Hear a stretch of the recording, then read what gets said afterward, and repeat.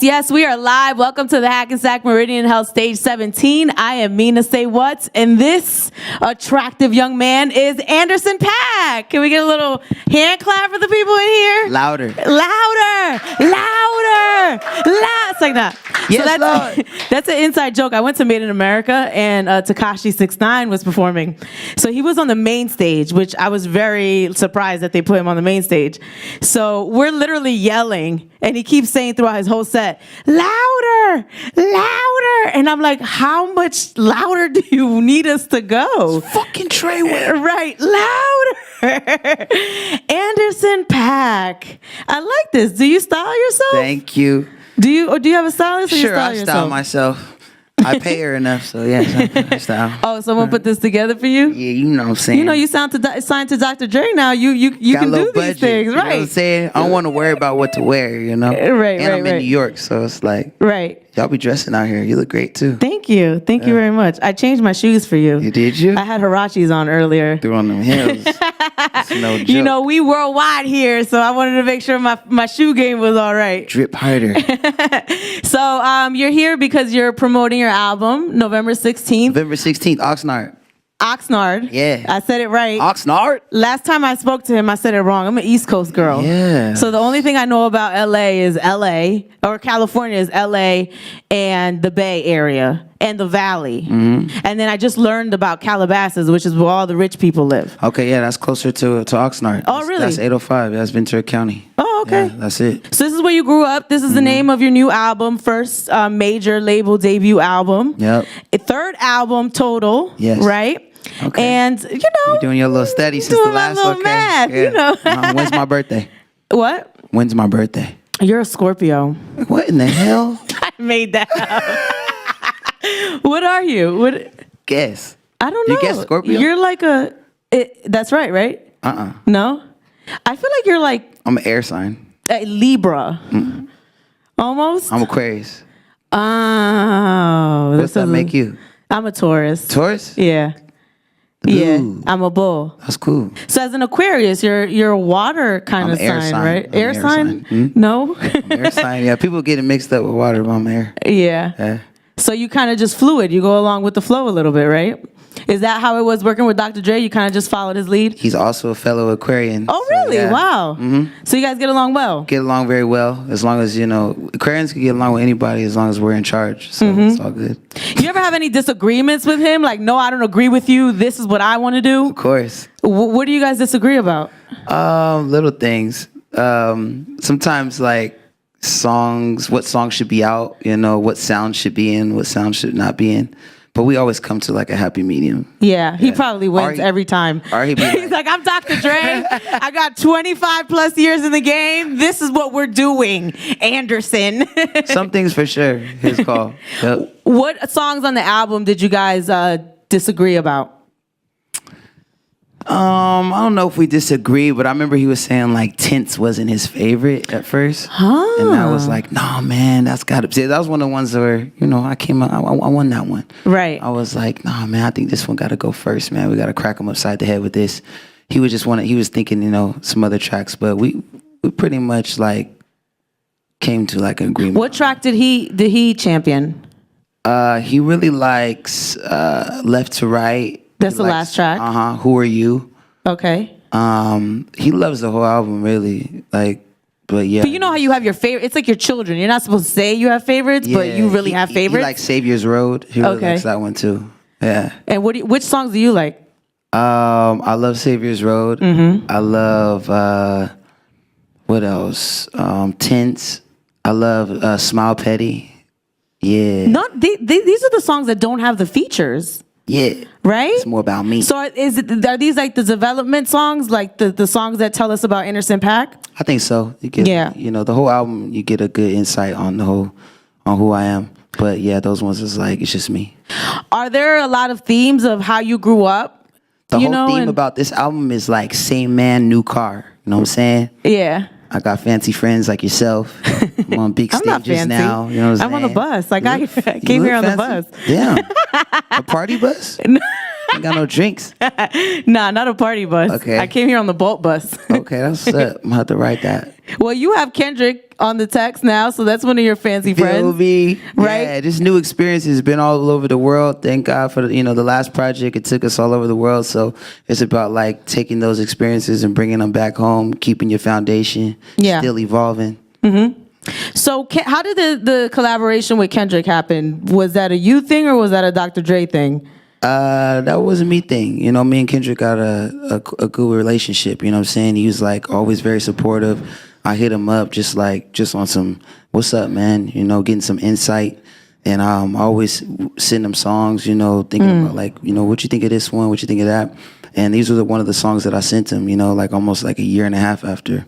Oh, wow. After it was done, he sent his verse back. So, that's how it happened. We weren't in the studio, but he sent it back. So Malibu came out like what, 2 years ago? Yeah. So you literally hopped in the studio right after Malibu to work on this? Yeah. So this was prior to the Dr. Dre signing? You were already working on this album? So Dre put out his album, then I put mine out. And then, yes, like right after that, I signed. And then... Around what time was that? This was like 3 years ago. 3? Okay. Yeah. But yeah, like a little bit after I signed, I was in the studio working. Yeah. He let me just go off and do it, you know? Right. I find it interesting that I remember when I first heard about Kendrick, Dre was kind of like introducing Kendrick to us. And now that's kind of what's happening to you. And now you guys are on the song together. So there's a lot of correlations here. Family teams. I know. I like that. So aside from the album, you are a family man. Yeah. 2 kids, 1 wife. Got a whole Second wife. marriage. Don't get me in trouble. No. Is that what you like to do? No. I just, I find it interesting because I didn't really know that about you. I mean, I know I always see this kid on your social media, but, I don't know too much about your personal life. That's my son, yep. I got 2 boys, Soul and Shine. Wifey. Yeah, man. Where do you guys live? We live in Los Angeles. Oh, okay, cool. Yeah. Yeah. So how old are your kids? Tell me about your kids. 7-year-old and a 1-year-old. What? Yeah. So that's like 2 completely different worlds. No, I thought I was one and done. You know what I'm saying? And, we was having our annual sex thing and then like, surprise, shit happened. Yeah. It's like, damn, fuck, it must be meant to be. What are their names? Soul and Shine. Shine's the newest one. Soul and Shine. Yeah. Why those names? We're just hippies, like just what we like to do. Can't do nothing regular. Maybe the next one I'll name Eric or something regular. Something regular? Yeah, just like we off that. Your next sex baby? Yeah, Derek. Do you guys smoke a lot of weed? I feel like you used to work at a dispensary or something, right? Yeah, I used to smoke a lot of weed. I actually, this album I started smoking a lot. I took a break for a long time, but this album drove me to smoke. You were stressed. Oh, it's a lot going on, Right. Yeah. But yeah, I used to work at a dispensary. I used to chop up weed and trim and grow and make a bunch of shit. So talk to me about that process because I'm always so intrigued by it. By what? By like trimming weed? dispensaries. Like how do they work? Like what do they, how do you keep the weeds from dying? Like it's so much you got to do. I mean, Cali got some of the best weather for it. Right. So we were up north in the mountains planting weed, and then you got to wait for it to grow, and then it grows, and you got to chop these big, the weed plants are pretty big, some of them. Yeah, chop the stalks down, then you trim the buds off, and then you let them dry. What do you chop it with though? These big scissor things, I don't know. I don't really remember. It was so long ago, so many blunts ago, but I remember it's tough, and you like chop it down, and then you have to hang them, let it dry. Really? Yeah, for a while, dry in a room. And then you start chopping the buds. There's big leaves on it before it looks all pretty, and you put it in your. So you got to chop the leaves off, the big ones off. Chop the big leaves off. Yeah. Wow, I didn't know that. Yep. And then it looks all pretty, and then then you smoke it. And you put it in your pipe. Smoke. Is that what you do? You smoke from pipes? Do you do like any of the EpiPens or anything like that? Sometimes. Yeah. I usually just roll in white paper. Yeah. Yeah. So talk to me about your wife. What does she do? Is she like a stay-at-home mom? She takes care of my babies, teaching them how to speak Korean. I need to find me a man to let me do that, y'all. Wow. Sit at home. You don't have one already? No. Oh, I have a man, but I don't sit at home. That's what's I up. work like 5 jobs. That's good. Oh, shoot. What does he do? We're not gonna talk about working him. you. This ain't about him. Working your nerves. Nah, she a full-time mom. She take care of the babies and, you know what I'm saying, teaching them how to speak Korean. Oh, she's half Korean. She's full Korean. Oh, wow. Yeah, she from Korea, straight from Korea. Have you been to Korea? Mm-hmm. How many times? Maybe 3 or 4 times. You know how to speak Korean? Chinchachogam. What the hell just happened? Mm-hmm. What'd you just say? Listen, very little. Do you know Chris Wu? Yeah, Wu Films. No, he's a Chinese rapper, but he used to do Korean rap. He's like the first rapper to go #1 on the iTunes charts from China. I was just asking. I know Dumbfounded though. Yeah, he's a big Korean rapper. Oh, okay. Yeah. Talking about your album, you have Pusha T on the album. Push. Brother's Keeper is the song. Yeah. What's that about? Like, what's the concept of the song? I was just talking about like how everybody has to eat and how you don't, if your whole team don't look good, if you look good, your whole team looks good. You know what I'm saying? Like everybody gotta eat, and my brother's keeper. Everybody gotta eat, bruh. You know what I'm saying? Like I wanna live at the top with my family. You know what I'm saying? All in one. And he knows about family. You know, he was in one of my favorite groups with his brother. Right. And so after I made the record, I sent it to him, and that was like one of the first features I got, and he just like sent it back right away. Yeah. That's dope. I told you before I love him. Yes. So I can't wait to hear both of you guys kind of go back and forth a little bit. You know? Yeah. What are your thoughts on this whole like Pusha T and Drake thing? I think it's great. I think it's great for you. Like this? Yeah. What? I'm a hip hop fan. I love it. So I love it. It brings the best out of artists, out of both artists, and I think it's good. I mean, when you step into battling though.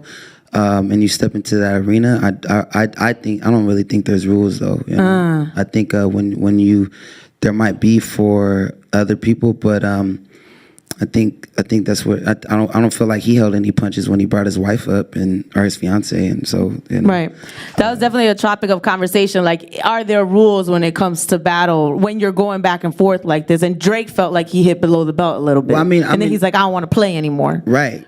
But I mean, you know, it's like that's what I'm saying. It's like when you're battling, you know. But I mean, I remember hearing, you know, the OG say like, you're not ever supposed to bring up anybody's like family, right, or like kids, or you know, saying wifey.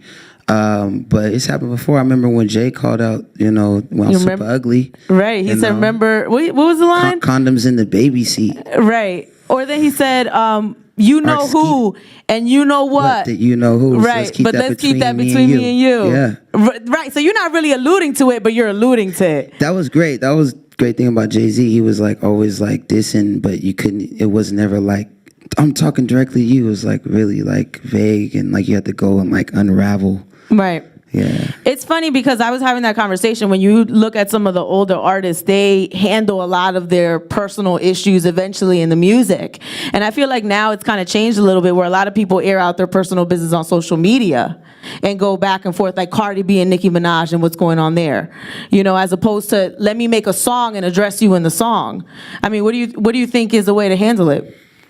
Whatever's gonna get you the most spins, you know. Like they know what they're doing, you know. Sometimes it's like, well, back then it's like they didn't have Insta where you could it was so direct to consumers. So it's like when you're trying to get something off now, it's like, you know, if you wanted to really have an impact and fast, it's like maybe just do a video on Insta, you know, and address it and air it out. Sometimes or 10 like Cardi B. Yeah, but that's the thing.